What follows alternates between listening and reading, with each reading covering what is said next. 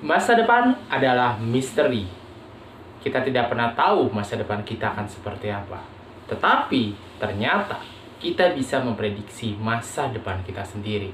Bagaimana caranya? Apakah itu adalah sesuatu yang mistis, sesuatu yang supernatural, sesuatu yang hanya mungkin orang indigo yang bisa melakukannya, atau orang yang memiliki kekuatan indera keenam yang bisa melakukannya?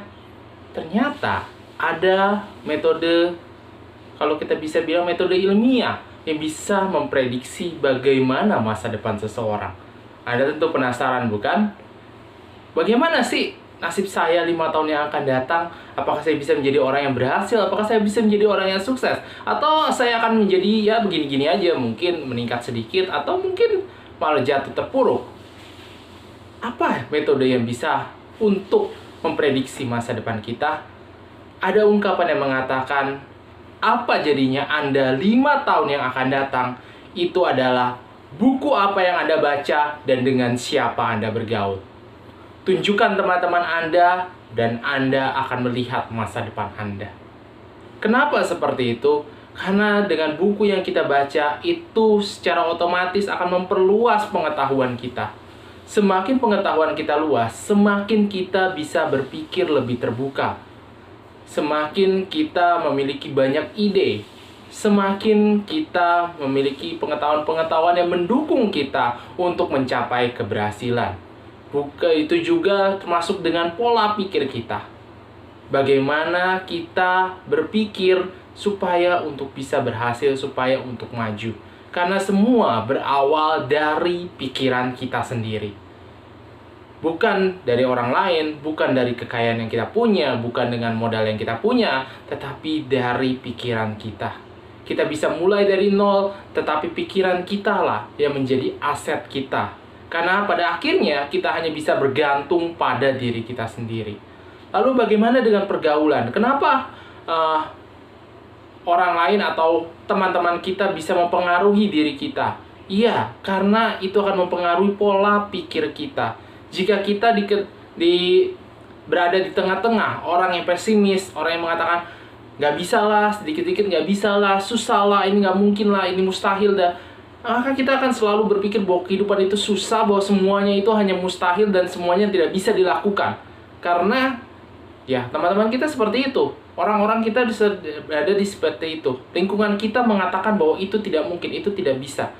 Bahwa orang-orang yang berhasil, mereka melebarkan pertemanan mereka. Mereka mengisi anggota terdekat mereka, circle terdekat mereka dengan orang-orang yang positif, dengan orang-orang yang berhasil, dengan orang-orang yang berpikiran luas, dengan orang-orang yang memiliki mental baja, dengan orang-orang yang memiliki semangat yang luar biasa.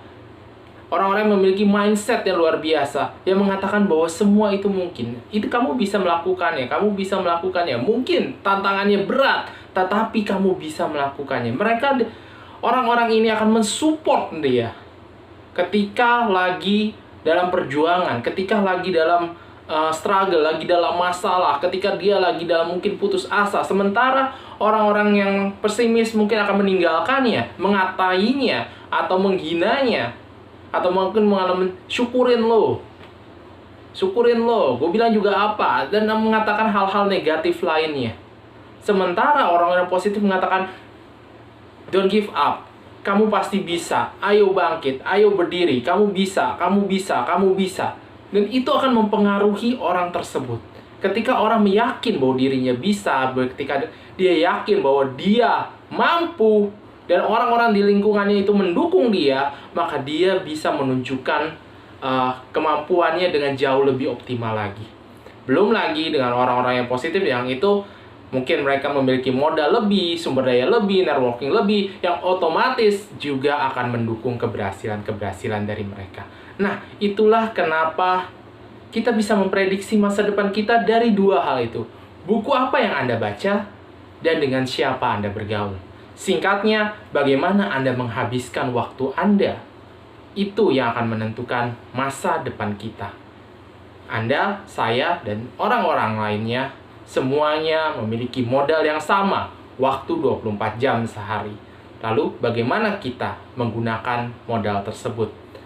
Karena itu, marilah rekan-rekan semua, mulai dari ini kita mulai habit yang baru. Baca buku-buku yang positif, perkaya pengetahuan kita, naikkan skill kita, lalu kelilingi diri kita dengan orang-orang yang positif, dengan teman-teman yang bisa membantu kita untuk maju, orang-orang yang positif, orang-orang yang menggerakkan kita, mendorong kita untuk berhasil, untuk maju. Salam sukses!